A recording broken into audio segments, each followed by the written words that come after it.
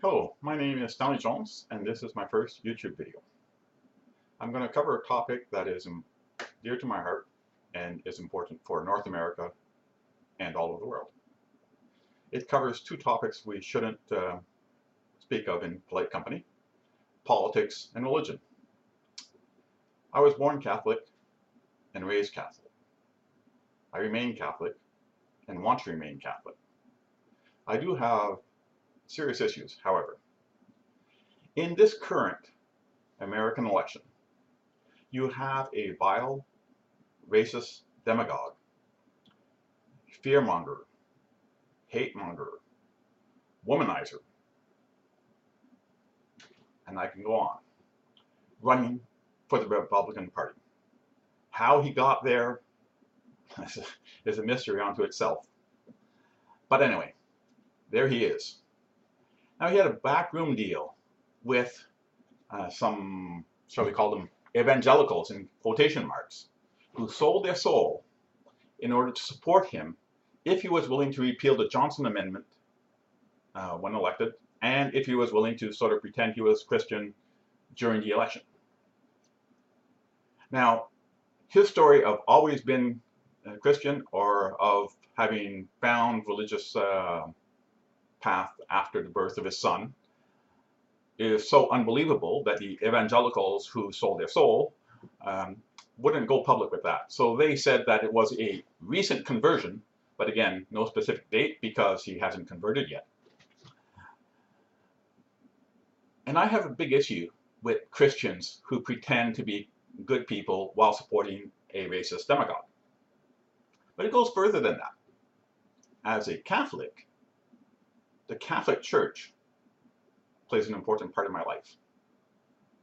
I therefore wrote to several Catholic figures, got very few responses, have talked to some Catholic priests and such, and the responses are, shall we say, concerning at the least. The issue seems to be that Clinton is a woman,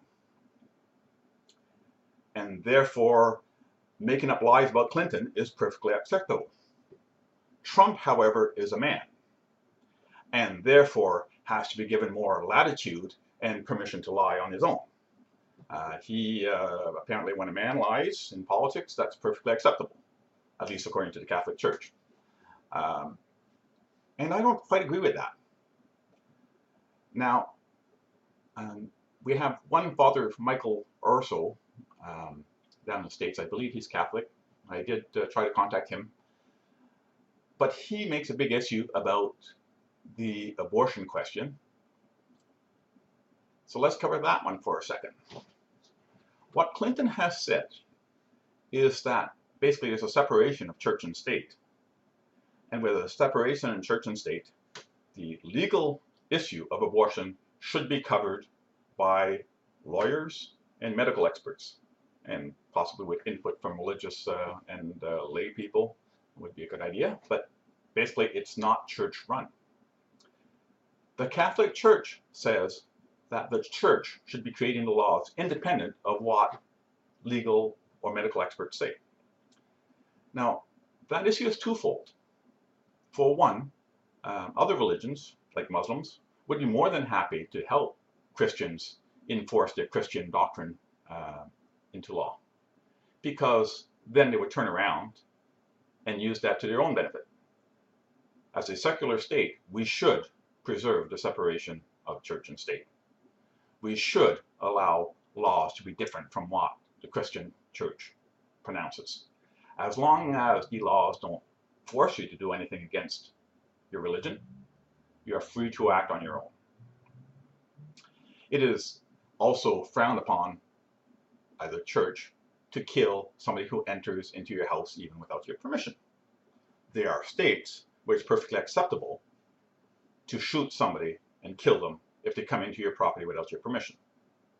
You don't have to fear for your life. As long as they come into your property in some states, it's fine to shoot them. And I understand that law. That law, while I wouldn't apply it myself, if somebody came in here and tried to steal something, I would not shoot them. I actually don't have that rule in Canada anyway, so it doesn't apply.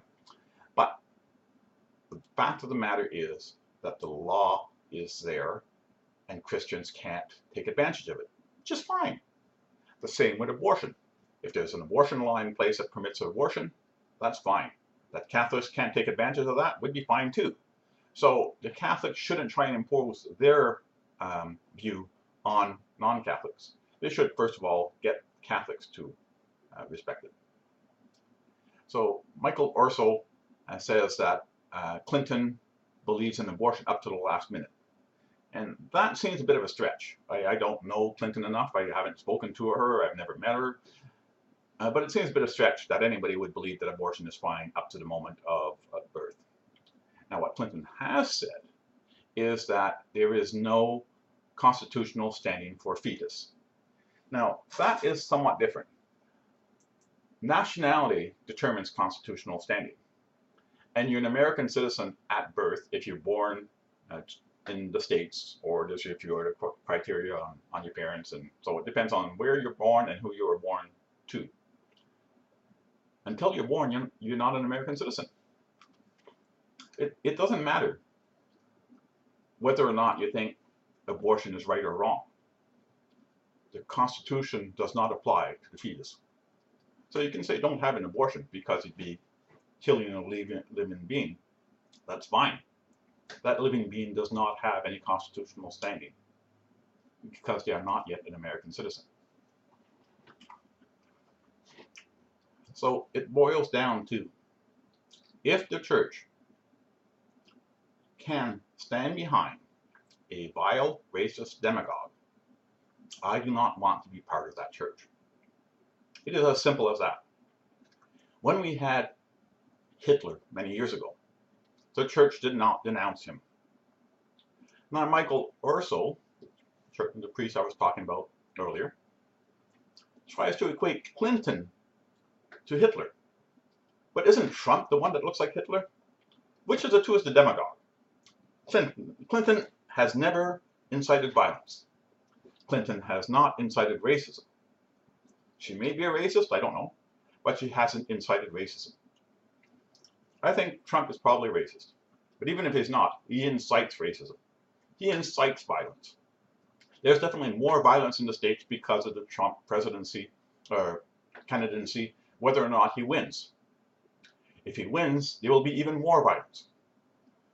So I don't think we should encourage that in any way. As a church, we have to denounce that violence. Thank you.